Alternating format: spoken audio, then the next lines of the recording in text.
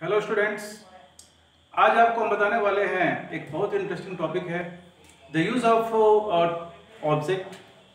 Object का use करते हैं एंड हमको जानना चाहिए कि सब्जेक्ट वर्ब ऑब्जेक्ट या सब्जेक्ट वर्ब कॉम्प्लीमेंट, ये दो एस्पेक्ट होता है किसी भी एसर्टिव सेंटेंस का या किसी भी लैंग्वेज का, किसी भी नहीं मतलब इंग्लिश लैंग्वेज का, ठीक है। और कॉम्पिटिटिव एग्जाम्स में सवाल ऐसे काफ़ी मतलब पूछे जाते हैं, एसएससी, बैंक, डिफेंस, पीटीसी। तो आज का जो स्टडी है वो होगा अबाउट ऑब्जेक्ट, ठीक है। लेकिन आपको मैं चाहूँगा विशाल, स्वप्निल, कि कुछ क्वेश्चंस पहले आप आंसर करो, ठीक है। आप सब सवाल कुछ पूछते हैं, आप मुझे ये बताओ कि Ram said me this story. एक आपका ऑप्शन ये है, Ram said to me this story. एक आपका थर्ड आपका ऑप्शन है, Ram said this story to me, this story to me. अब मुझे बताओ आप इस तीनों में कौन ऑप्शन सही है। मैंने पहले क्या बोला, Ram said me this story. Second है आपका Ram said to me this story, और थर्ड आपका है Ram said this story to me. तो ये आपको समझ में आ रहा है कि इसमें इन तीनों में कौन सही हो सकता है, कौन सही सेंटेंस है, बताइए आप। अजय बताओ। Ram said to me this story. Ram said to me this story, ये आपने कहा, बट इट्स रॉन्ग। हाँ बताओ। थर्ड, यस, ये आपका सही है और ये भी आपका इट्स रॉन्ग, ये गलत, ठीक है। तो जनरली होता क्या है कि हम लोग पढ़ते हैं टू और फॉर का use, to show to objects, ठीक है। तो ये हम चाहेंगे आपको डील करना आज, ठीक है। फर्स्ट देखो, इसका जो रूल फर्स्ट है, इसका जो रूल फर्स्ट है वो जानो आप। जैसे मान लो आपने पढ़ा होगा नरेशन, आपने पढ़ा होगा डायरेक्ट एंड इनडायरेक्ट स्पीच, ठीक है। जनरली उसमें एग्जांपल्स जो दिए जाते हैं डायरेक्ट स्पीच का, आपने देखा होगा कि राम सेड टू मी, ठीक है। ये हम लोग कहते हैं डायरेक्ट स्पीच, और इसका इनडायरेक्ट हम लोग जब बनाते हैं तो आप फिर आंसर में आप देते हो राम टोल्ड मी। अब मुझे ये बताओ, सेड के बाद में टू क्यों आया और टोल्ड के बाद में टू क्यों नहीं आया? सेड के बाद में टू क्यों आया और टोल्ड के बाद में टू क्यों नहीं आया? ये क्वेश्चन है जो अराइज होगा। तो एक छोटा सा फंडा है, ठीक है ना। देखो, कुछ वर्ब्स के बाद अगर सिंगल ऑब्जेक्ट रहा, कुछ वर्ब्स के बाद सिंगल अगर ऑब्जेक्ट रहा तो उन दोनों के बीच में टू का प्लेसमेंट अवश्य होता है। ऐसे कौन कौन से वर्ब्स हैं? Call, complain, describe, explain, grumble, murmur, मटर, से, speak, shout, suggest, talk, whisper. मैं फिर से बोल दूं, इसको मैं लिख भी दे रहा हूं, ठीक है। आप कहते हो कॉल, आप कहते हो कंप्लेन, आप कहते हो डिस्क्राइब, आप कहते हो एक्सप्लेन, फिर आप कहते हो ग्रम्बल, फिर आप कहते हो मटर, फिर आप कहते हो मरमर, ठीक है। फिर आप कहते हो से, फिर आप कहते हो साउट, फिर कहते हो स्पीक, फिर आप कहते हो टॉक, फिर आप कहते हो सजेस्ट, और आप कहते हो विस्पर, ठीक है। तो call, complain, describe, explain, grumble, murmur, मटर, से, speak, shout, suggest, talk, whisper, अगर इनके बाद में अगर एक ऑब्जेक्ट रहेगा, अगर इसके बाद में सिंगल ऑब्जेक्ट है, राम सेड टू मी में केवल मी ऑब्जेक्ट है, राम टोल्ड मी में केवल मी ऑब्जेक्ट है, तो अगर सिंगल ऑब्जेक्ट रहेगा तो इन सारे वर्ब्स के साथ we have to place to, इनके साथ टू का हम लोग यूज अवश्य करेंगे। जैसे मान लो आप के सामने ऑप्शन दिया जाए राम कंप्लेंट द प्रिंसिपल, और आपके सामने एक ऑप्शन रहेगा कि Ram complaint to the principal. बताओ दोनों में कौन सही है कौन गलत है? टू अवश्य आएगा इनमें से किसी वर्ग के साथ। जैसे कहते हो राम ने मुझे पुकारा, Ram call to me, Ram ने मुझे शिकायत किया, Ram complaint to me, Ram ने मुझसे वर्णन किया, Ram described to me, Ram ने मुझसे व्याख्या किया, Ram explained to me, Ram मुझ पर बड़बड़ाया। देखो आप, ग्रम्बल, मरमर और मटर तीनों का अर्थ क्या होता है? बड़बड़ाना या बनबनाना। ठीक है। राम ने मुझसे कहा, Ram said to me, Ram ने मुझे आवाज दिया, Ram shouted to me, Ram ने मुझसे बोला, Ram spoke to me, Ram ने मुझसे बातचीत किया, Ram talked to me, Ram ने मुझे सलाह दिया, Ram suggested to me, Ram ने मेरे कान में कुछ कहा, राम विस्पर्ड टू मी। ठीक है। तो ये सारे जो वर्ब्स हैं, इन सारे वर्ब्स के साथ अगर सिंगल ऑब्जेक्ट रहेगा तो टू का प्रयोग हमको अवश्य ही करना पड़ेगा। इसमें कोई दिक्कत नहीं है, इसको मैं मिटा रहा हूं। ठीक है।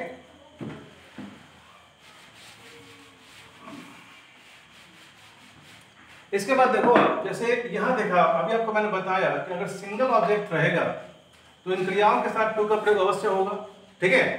कुछ ऐसे वर्ब्स हैं जिसके बाद में अगर सिंगल ऑब्जेक्ट है तो उनके बीच, अगर सेंटेंस आपका एक्टिव है तो उनके बीच में कभी कोई प्रीपोजिशन नहीं आए, कभी कोई प्रीपोजिशन उनके बीच में हम डाल ही नहीं सकते हैं।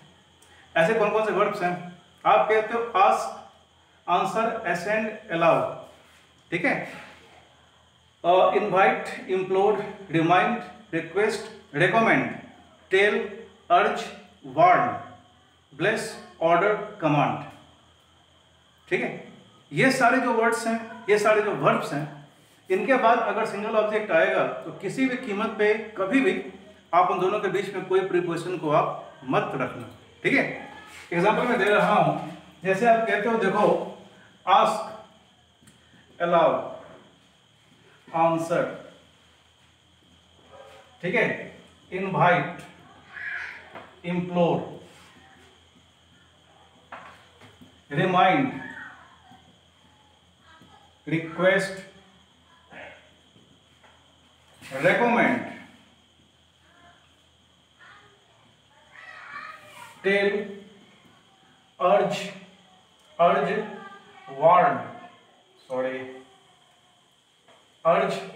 Warn, bless, order, command.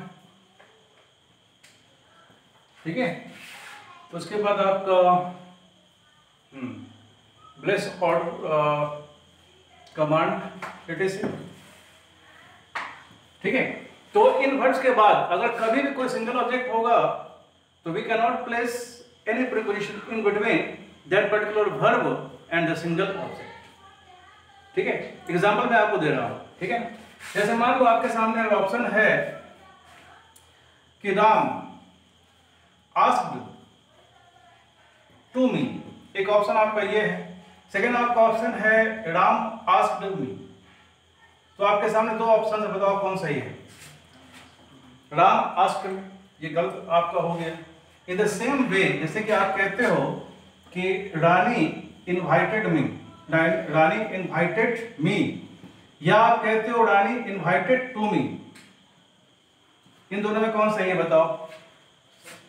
इन दोनों में सही है रानी इनवाइटेड मी। एक बार फिर से सुनो आप ध्यान से। It's quite easy to get by heart a few words, this few words. जैसे मान लो आप कहते हो ask, allow, answer, invite, implore, remind, recommend, request, tell, urge, warn. ठीक है। Bless, order, command. इन वर्ड्स के बाद if a single verb takes place, अगर एक सिंगल वर्ब आता है, एक सिंगल अगर ऑब्जेक्ट आएगा, तब दोनों के बीच में हम लोग कभी भी किसी भी प्रीपोजिशन को हम लोग प्लेस करेंगे, उसका फॉर्मेशन गलत हो जाएगा। बस कंडीशन ये है, एक सेंटेंस दोनों एक्टिव होना चाहिए। ठीक है ना। तो इसके बाद आने वाले सिंगल ऑब्जेक्ट के बीच में हम लोग किसी भी प्रीपोजिशन का प्रयोग हम लोग नहीं कर सकते। It's quite clear. ये आप अजय आप समझ गए? बोलिए। जी सर। आपको सुभाष यस सर। क्लियर हुआ? अब इसके बाद देखो थर्ड एस्पेक्ट जो है वो आपको हम चाहेंगे बताना, और इसको कमांड करना काफी आसान है।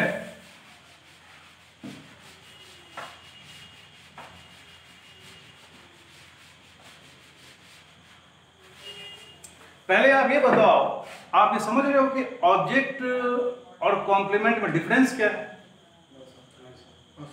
Tell me clearly. नहीं जानते हो? नहीं। एक बात देखो, जैसे मान लो आप कहते हो कि रानी लुक्स ब्यूटीफुल, ब्यूटीफुल, या आप कहते हो कि द रूम वाज डार्क, ठीक है, या आप कहते हो, चलो ठीक है, फिर देखो आप कहते हो रानी लर्न्स इंग्लिश, या आप कहते हो, ठीक है, रानी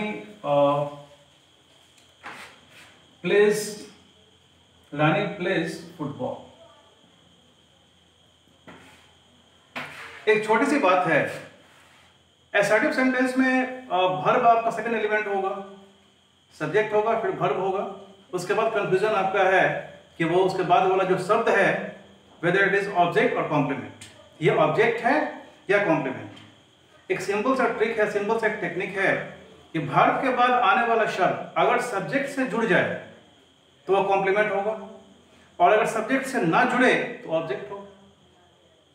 आप मुझे बताओ, रानी सुंदर दिखती है, ठीक है, तो ब्यूटीफुल कौन दिखती है? रानी। कमरा अंधेरा था, अंधेरा क्या था? कमरा, ठीक है। सेकंड बात ये है, ये चीज आप देखो, ऑब्जेक्ट वर्ब के बाद आने वाला शब्द अगर सब्जेक्ट से अटैच ना हो, यहां पे मान लो अगर आप कहते हो कि रानी इज ए डॉक्टर, ठीक है ना, या आप कहते हो कि सी appears upset, ठीक है। यहां देखो Rani is a doctor, Rani doctor है, डॉक्टर कौन है बताओ? रानी। अपसेट कौन लगती है बताओ? वह। वर्ब के बाद आने वाला शब्द अगर सब्जेक्ट से अटैच हो जाए तो वो क्या होगा? ये है कॉम्प्लीमेंट। ये क्या है? कॉम्प्लीमेंट। ये क्या है? कॉम्प्लीमेंट। ये क्या है बताओ? It's a compliment. लेकिन यहां बताओ रानी अंग्रेजी सीखती है, ये कह सकते हो कि इंग्लिश कौन है? इंग्लिश रानी। इंग्लिश कौन? इंग्लिश रानी कह सकते हो। रानी फुटबॉल खेलती है तो फुटबॉल कौन है? फुटबॉल रानी कह सकते हो? नहीं कह सकते हो। तो वर्ब के बाद आने वाला शब्द अगर सब्जेक्ट से अटैच ना हो, अगर सब्जेक्ट से ना जुड़े, तो ये क्या होगा? इट वुड बी, ये होगा आपका ऑब्जेक्ट। यहाँ फुटबॉल क्या हो जाएगा? फुटबॉल यहाँ पे हो जाएगा ऑब्जेक्ट। फुटबॉल यहाँ पे हो जाएगा ऑब्जेक्ट। क्लियर? इसमें कोई दिक्कत नहीं है? ठीक है।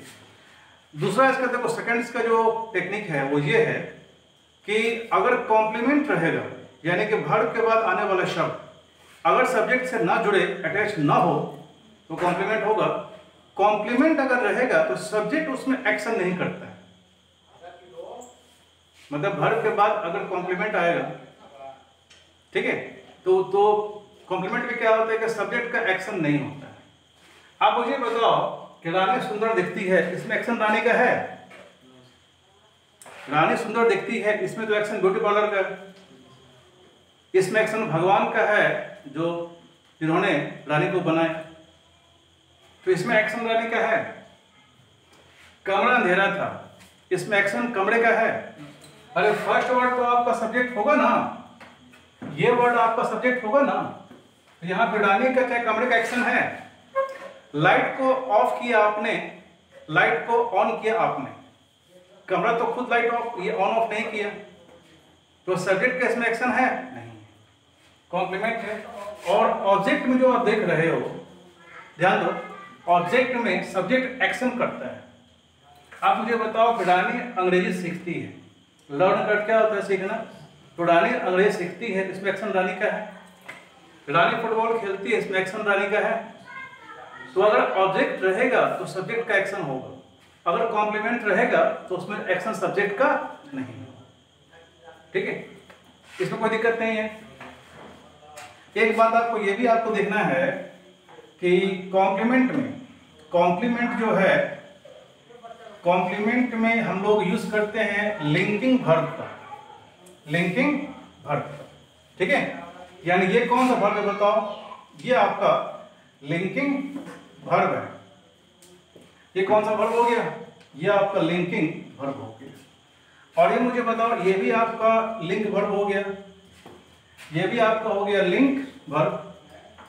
ऑब्जेक्ट के पहले जो वर्ब आता है, यानी ऑब्जेक्ट के पहले जो वर्ब आता है, उस वर्ब को हम क्या कहते हैं, उसको हम कहते हैं ट्रांजिटिव वर्ब। ये बात आपको समझ में आई। कॉम्प्लीमेंट के पहले जो वर्ब आएगा वो क्या होगा, लिंकिंग, और बिफोर ऑब्जेक्ट जो वर्ब आएगा वो क्या होगा, वो आपका ट्रांजिटिव वर्ब होगा। इसमें कोई दिक्कत नहीं है, मैं ये मिटा रहा हूं। ठीक है,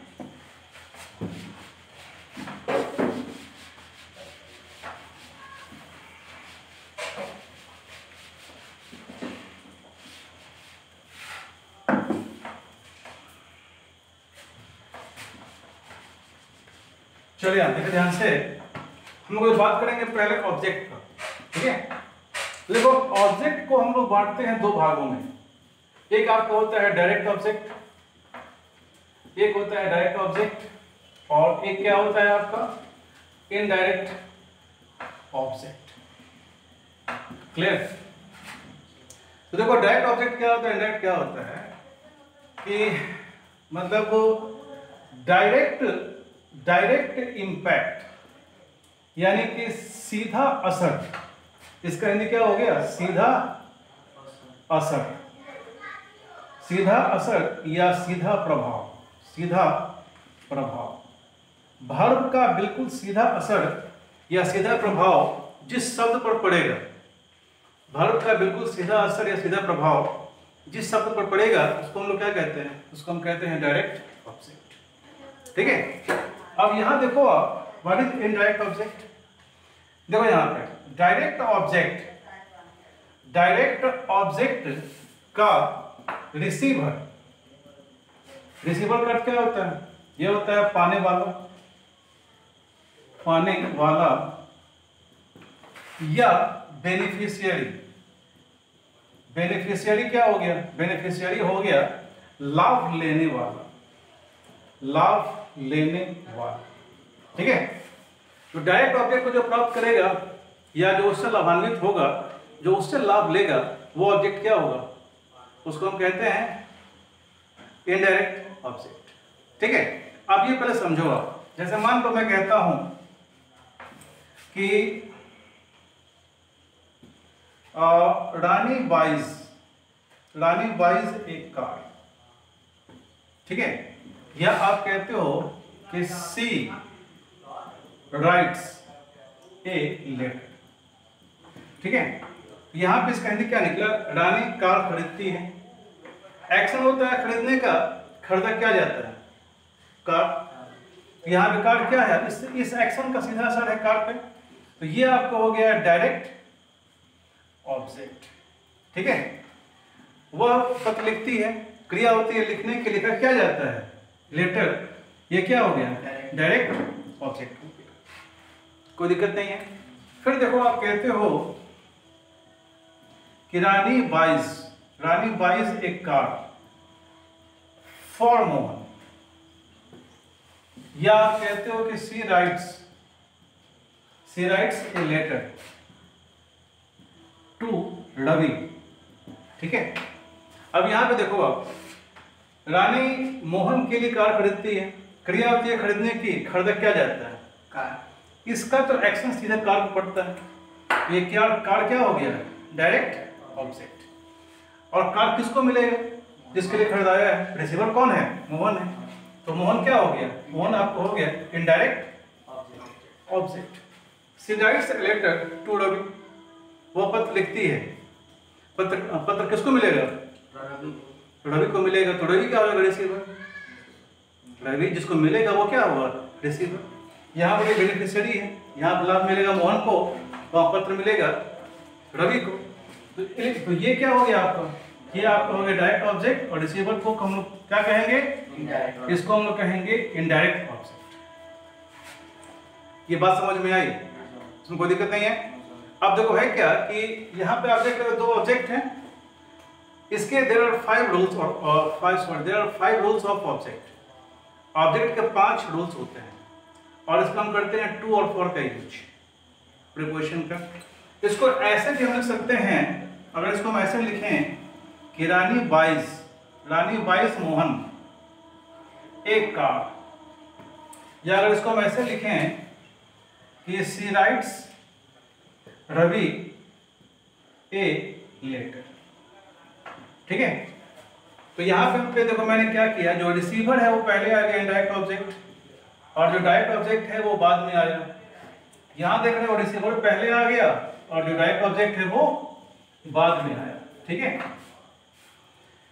ग्रामेटिकल देखो, ग्रामर के व्यू पॉइंट से, ग्रामर के अनुसार आपके दोनों ही वाक्य सही है।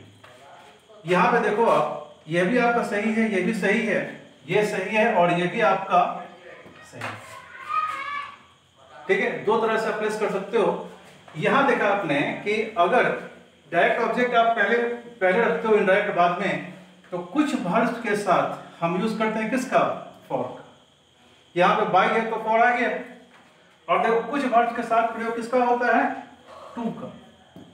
यहां बाई है तो फॉर हो गया, यहां पे राइट है तब टू आ गया।